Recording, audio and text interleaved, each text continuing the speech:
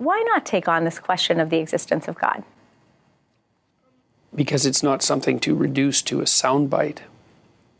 Welcome to another episode of the Mythical Jesus podcast. I'm your host, Bill Reel, grateful for this chance to be with you today and to have this conversation. The soundbite you just heard was Jordan Peterson answering the question about God. And I want to go through, it's a 2-minute and 45-second soundbite today, and I want to go through it, and I want to share some thoughts with you. For those of you who have picked up this podcast and began listening to it and are enjoying it, and I hope that's a lot of you, appreciate anybody who's tuning in. So in this podcast, we tackle the scriptures in a sense, kind of setting aside the historicity of Jesus and tackling instead the concepts that he's teaching and the ground that he's holding, specifically developmentally. And I want to share with you, because there's so many voices out there that are also playing in this same space. And Jordan Peterson's one of them. And again, you can like or dislike any of these voices generally. Maybe there's things about their politics. Maybe it's a certain answer to a certain question that they give, or whatever it may be. I simply want to draw attention to when they address the mysticism that's present. And Jordan Peterson does that. And so let's start off first with the entire 2-minute and 45-second section. And let's play the whole thing. And then let's go through and I'll share some thoughts with you, as well as point you to some other voices that are in this arena that I think you would benefit from. And so let's turn the time over here to the interviewer and Jordan Peterson. Why not take on this question of the existence of God? Because it's not something to reduce to a soundbite, fundamentally. But your lectures are 2 hours long. This is true, but when you're talking about the most important questions that people have ever asked, then 2 hours isn't very long. Apparently, people will watch them. So I'm not prepared to say things in any other way than I've already said them. It isn't obvious what belief means. People think that what they believe is what they say they believe. I don't believe that. I believe that what people believe is what they act out. And so I said, I act as if God exists. That's a sufficient statement as far as I'm concerned. What's the old saying? By their fruits ye shall know them. Same idea, right? It's a matter of action and a matter of commitment. It's not a matter of me parading out my explicit statements about a metaphysical reality that's virtually impossible to comprehend. You risk when you reduce, and I'm not willing to do that, and I'm not interested in providing people with easy answers, including me. So there's a question of whether you're working it out yourself. Of course. Yeah. And everyone who's honest is working it out themselves. None of us have incontrovertible knowledge about what transcends our understanding. I certainly do think, I've learned things. I've learned that the deeper I go into the biblical stories and into religious mythology in general, cross-culturally, the less I see any bottom. You can go into it forever. And I've learned an immense amount doing that, and much of it has transformed my life. So, and I also believe that the West is grounded on the metaphysical presupposition that human beings have a spark of the divine in them, and I don't think there's a truer way of saying that, and I also believe that it's true. Now, what that means with regards to the ultimate metaphysical realities that ground the entire world, I dare not say, because I don't know. So I tend to try to say what I know and to leave the rest alone. And there's plenty I don't know and plenty I can't talk about. So, but I'm talking about what I can. I'm not interested in joining a club, regardless of what the club is. So I'm not going to make statements of reflecting a certainty that I don't have. So there it is, and I hope you enjoyed that. Like, those kinds of conversations meet me somewhere really serious in my gut, in my soul, in my spirit. Like, those these conversations that kind of play in that mystical space are things that I really, really enjoy. And it's part of the reason for doing this podcast is to open your eyes to a completely new way of seeing Jesus, seeing the New Testament, and perhaps kind of lighting a fire within you in order to give you some new approach, some new way to open your scriptures and to be excited and say, like, maybe there's something new here that no one's pointed me at before, and now I can see it with brand new eyes. And so today I want to just go through this interview bit by bit and just share maybe my 2 cents as we kind of have this conversation. So with that introduction, let's roll the tape. Why not take on this question of the existence of God? Because it's not something to reduce to a soundbite, fundamentally. So I'll jump in right away. It's not a soundbite, right? Like, everybody stands up in front of you and expresses certainty on their position of God. Everybody is happy to tell you what it is that God, what he looks like and where he is and how he operates and why he does and why he doesn't in certain situations. Everybody's ready to do that. But as Mr. Peterson here points out, it's not a soundbite. Like, this is a real search. This is a real process of digging within oneself and thinking about things in the cosmos. It's not a soundbite. And he goes on further here. Roll the tape. But your lectures are 2 hours long. This is true, but when you're talking about the most important questions that people have ever asked, then 2 hours isn't very long. Apparently, people will watch them. So I'm not prepared to say things in any other way than I've already said them. So here Mr. Peterson jumps in, and what he's trying to say is, look, I'm not going to say things any differently than the way I've said them. Like, everybody wants me to be more specific. Everybody wants me to lay out to the world or to that person exactly where I stand. They want me to draw the lines. And what he does is brilliant, which is recognizing that his own personal view of how any of this goes together is only his personal view. And he realizes, like, it doesn't have a right to influence people when he's not sure of his view himself. Like, it's only his personal view, and he realizes how limited it is. And so I simply want to say, like, there are things in this world that are unsayable, undefinable, and they're still true. And the closest we get to them is to have these wise voices kind of walk around the edges of these truths. They're not exactly definable. They're not exactly, words don't do these truths justice. And so people like Jordan Peterson, and I'll give other names, Richard Rohr, Rob Bell. There's a podcast called the Liturgist Podcast. There's a podcast called the Deconstructionist Podcast. These are all places where these conversations are happening around, like, why there's still something tangible in the middle of this, and yet nobody really knows exactly what to call it. And I'm simply saying that his brilliance is his knowing that his answers are no more sufficient than any other person, and he does not want to be the person at the pulpit expressing certainty. Here's the next soundbite. You know, it isn't obvious what belief means. People think that what they believe is what they say they believe. I don't believe that. I believe that what people believe is what they act out. And so I said, I act as if God exists. That's a sufficient statement as far as I'm concerned. You know, what's the old saying? By their fruits ye shall know them. Same idea, right? It's a matter of action and a matter of commitment. It's not a matter of me parading out my explicit statements about a metaphysical reality that's virtually impossible to comprehend. You risk when you reduce, and I'm not willing to do that. And I'm not interested in providing people with easy answers, including me.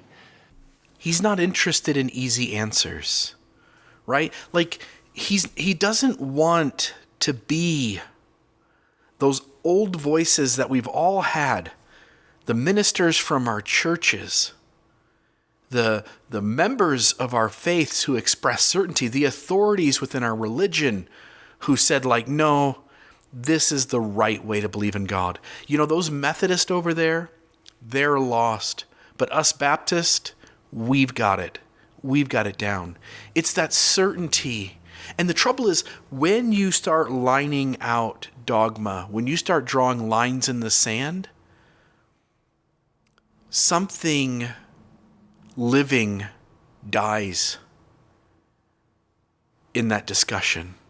Like if you give people space to learn these unspeakable truths on their own, then God or Jesus or sacred texts, they become living, deeply living within us. It's when we go into the scriptures and there's space there to find our own meaning. There's space there to relate these stories to our own experiences and to see insight beyond our own experiences without somebody coming in and saying like, no, this happened then, and this is exactly how it went down, and this is the reasons God wanted it in here, and this is the lesson we are to learn. When you do that, you take something away. And he is wanting to be very careful to allow this to be a living space for people in this conversation.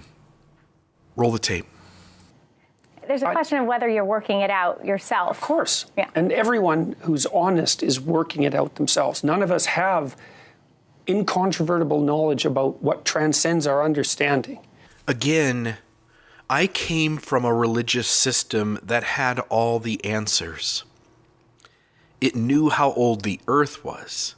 It knew where God lived out in the cosmos. It knew why people had different color skin. It had every single answer to every single question. And what happened was the internet age came along. And as the internet came along, information was available at our fingertips. And what I and what many like me learned was that those answers were superficial. They were arrogance.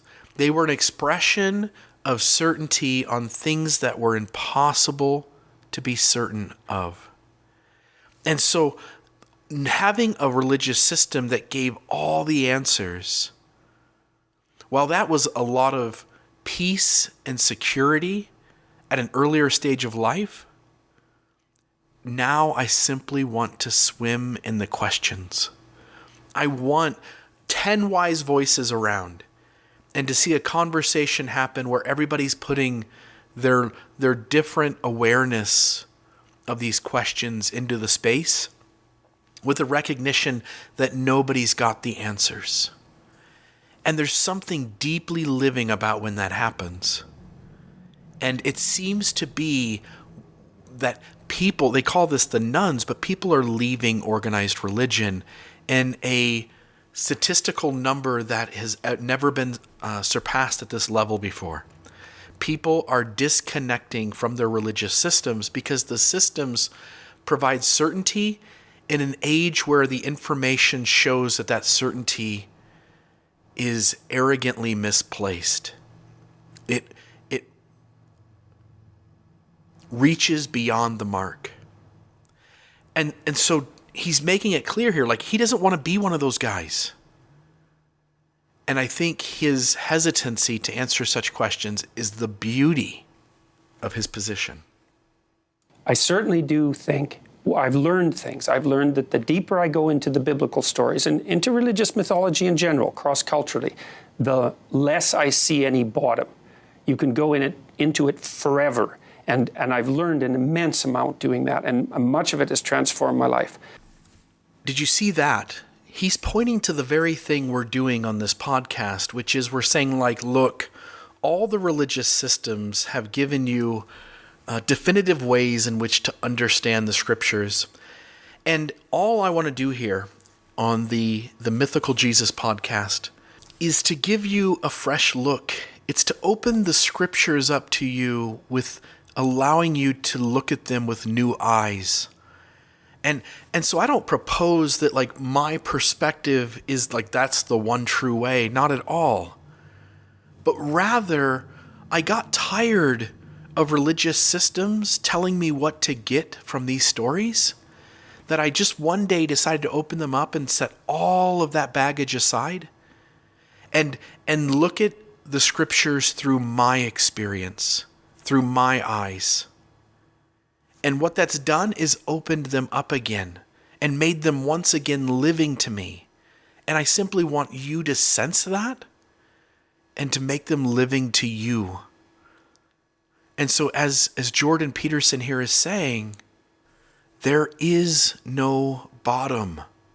There's no bottom to these stories. The more you dig into them, the more you think about these sacred texts, the more you think about the words of the prophets, the more you think about Jesus himself. May you not find any bottom in these stories. May you constantly be thinking of new meanings, new ways of approaching these. May they be living to you. To the next soundbite. And I also believe that the West is grounded on the metaphysical presupposition that human beings have a spark of the divine in them. And I don't think there's a truer way of saying that. And I also believe that it's true.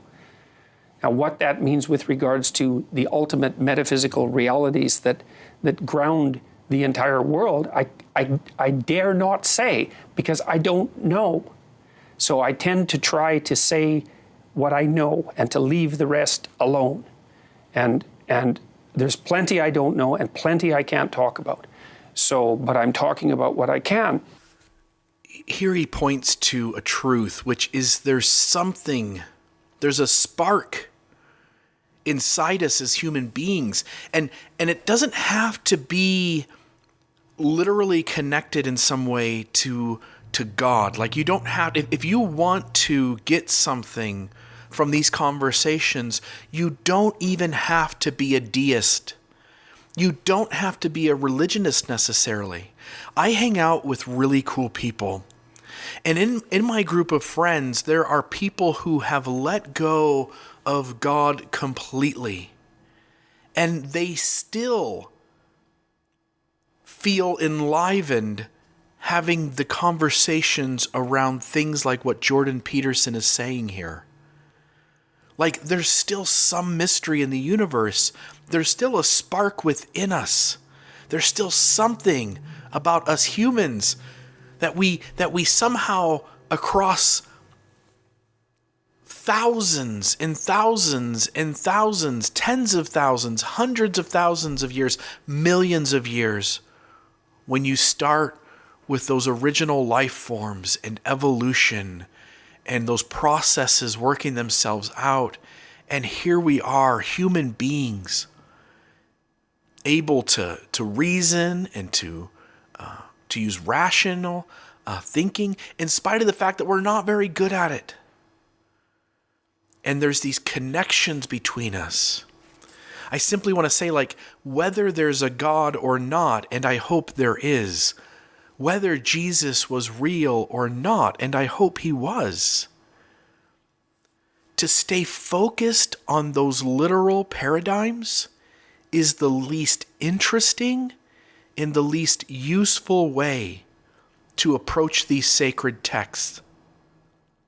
Like, set aside the argument of whether Jesus is real or not. Let's dive into what he said. Let's dive into these stories and see what the meat here is.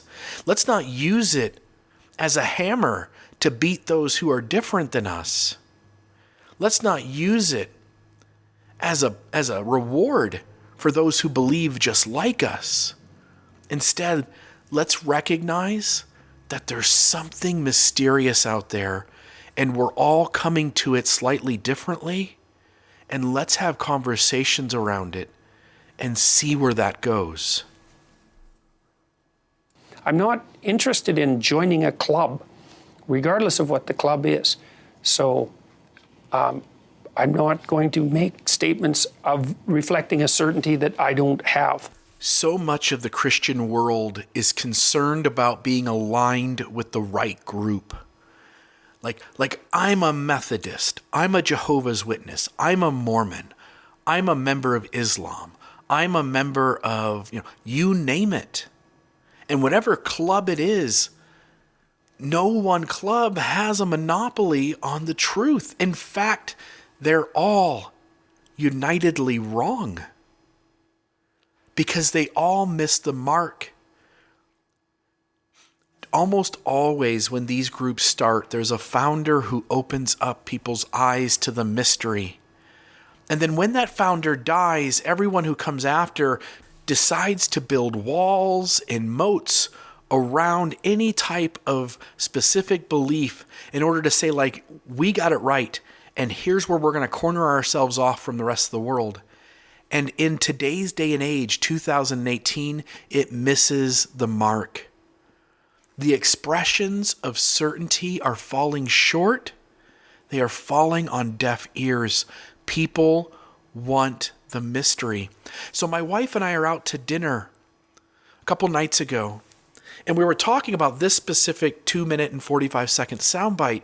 And as we listen, like something's moving inside of us. And we're talking about how in the past, whether it's Jordan Peterson here, whether it's Richard Rohr that we've listened to, whether it's Rob Bell, whether it's John Shelby Spong, also he goes by the name of Jack Spong, whether it's him, whether it's the Liturgist podcast, whatever these discussions are, there's something united about them. There's something tangibly connected about them. And don't get me wrong, if you sat Richard Rohr in a room and you sat Jordan Peterson in the room and we delved into exactly how they think and hold things together, you would see they're very different. And yet they're both playing in the same sandbox. And again, there are sandboxes all over. Every church has drawn rigidity, dogma. Every church has drawn lines around those things and said, this is what makes us right and everybody else wrong. And as you can sense, that's not what these voices do.